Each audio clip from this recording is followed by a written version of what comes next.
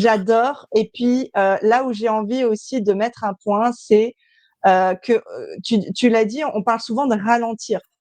Sauf qu'en fait, pour moi, il y a une méconnaissance totale du corps.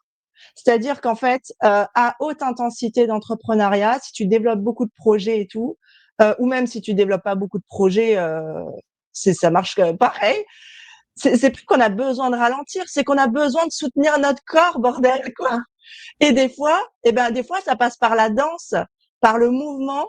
Et moi, je prône beaucoup plus le mouvement que la méditation, parce que, en plus, surtout de la méditation ou des choses vraiment où tu es en position passive, il y a des moments, ça t'aide pas du tout, parce que quand tu as des émotions, quand tu as de la frustration, de la colère, mais t'as pas besoin d'être en méditation. Si tu le fais, ça va te causer une migraine la plupart du temps, hein. Mmh.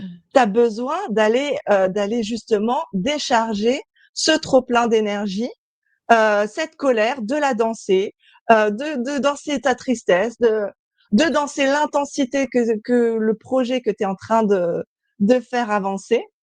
Et t'as pas besoin en fait de forcément te mettre dans des ondes θ, quoi, ou des ondes où tu Mmh. planes.